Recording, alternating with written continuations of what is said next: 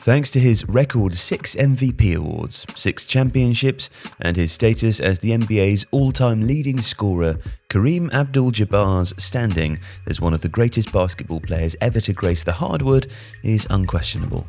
But for all the Milwaukee Bucks and LA Lakers center achieved in the game, his activism and his powerful voice for social justice has made him an icon off the court too.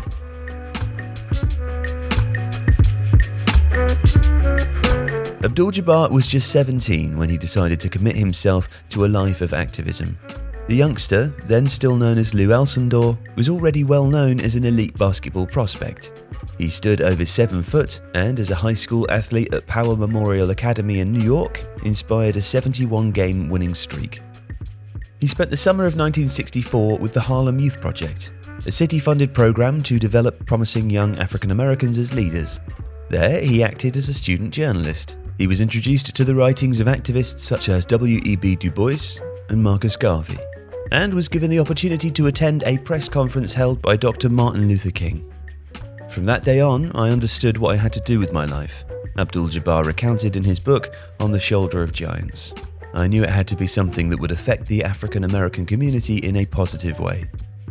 He then attended the University of California, Los Angeles, where he would become arguably the greatest player in the history of collegiate basketball, winning 3 national championships and 3 National College Player of the Year awards. In the spring of 1966, during his freshman year at UCLA, Abdul-Jabbar first read the autobiography of Malcolm X, the Muslim minister and civil rights activist.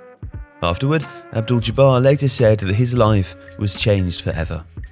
Having witnessed firsthand a riot in Harlem in which 1 person was killed and 118 injured, and in the light of Malcolm X's assassination and violent police attacks on peaceful protests led by Martin Luther King, Abdul-Jabbar had spent much of his late teens wondering where he fit into the civil rights movement. At UCLA, his activism began to develop, starting with his attendance at protests on campus against the Vietnam War. He'd been prevented from speaking to the press in high school and as a UCLA freshman. Some in the media interpreted Abdul-Jabbar's silence as being his own choice, leading to resentment from sections of the press. But Abdul-Jabbar became more outwardly vocal and indeed outspoken in his sophomore year, discussing his interest in Malcolm X, the teachings of Islam, and his belief that racial hatred was destroying America. This came a few years after boxer Cassius Clay had changed his name to Muhammad Ali, confirming his membership of the Nation of Islam, and the religion its followers were viewed with suspicion and mistrust by much of the public. In May of 1967, NFL superstar Jim Brown organized an event at the Negro Industrial Economic Union, a black empowerment initiative founded by the Cleveland Browns running back, that brought together prominent African-American athletes to lend support to Ali in his refusal to be drafted by the US military, citing opposition to the war in Vietnam.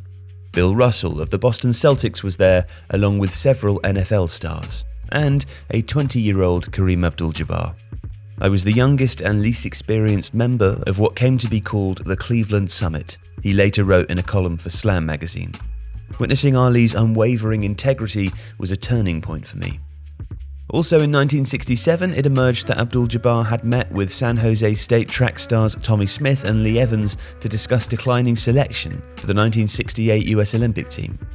And so, shortly after, when UCLA lost to Houston, one of only 2 defeats they suffered in his 3 varsity-eligible seasons, many who watched the televised game delighted in Abdul-Jabbar's uncharacteristically poor performance.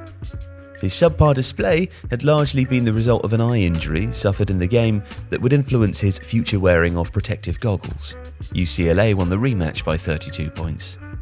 Afterward, Abdul-Jabbar walked out of the locker room wearing a traditional African robe. It was my way of saying, "I'm black and here it is. You can take it or leave it," he later explained.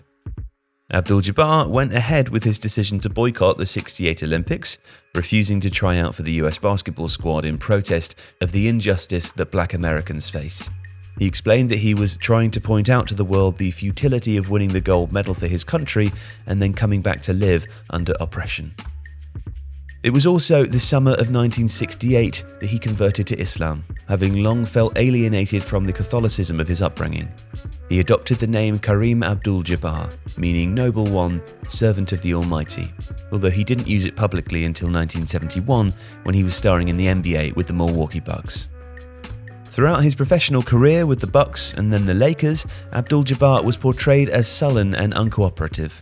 But it was rather the case that he was simply highly principled, forthright, and unwilling to conform to the stereotype of the star athlete that did not reflect his personality. He never shied away from using his platform to speak out against racism and social injustice. "My idols were Bill Russell, Jackie Robinson, Muhammad Ali, and Arthur Ashe," he wrote in 2022, because they spoke out against racism when no one wanted to hear what an athlete had to say about social or political issues. Through his blunt media presence, his books and other writings, Abdul-Jabbar opened doors for athlete activists that followed in his wake. His unwillingness to bend from his principles and be distracted by the trappings of sports stardom laid the groundwork for those who came after. Such as when, in 2018, LeBron James criticized President Donald Trump, or in 2020, when the Milwaukee Bucks decided not to take to the court for a scheduled playoff game in protest of the police shooting Jacob Blake in Kenosha, Wisconsin. Long after his retirement, Abdul-Jabbar continued to use his status to highlight issues of race and social injustice, writing as a regular columnist for The Washington Post and Time magazine. In 2016, President Barack Obama recognized Abdul-Jabbar's contributions to American society with the Presidential Medal of Freedom, the nation's highest civilian honor. And in 2021, the NBA introduced the Kareem Abdul-Jabbar Social Justice Champion Award, recognizing the progressive social efforts of one player each year and honoring the off-court legacy of the game's greatest center. If you like this video, please consider subscribing to the channel. And if you do enjoy Tifo, you'll probably also like The Athletic. It has the best team of basketball writers in the world in a personalized experience connecting you with the teams that you care about the most, plus direct access to world-class journalists through live Q&As. And you can try it now for free for 30 days.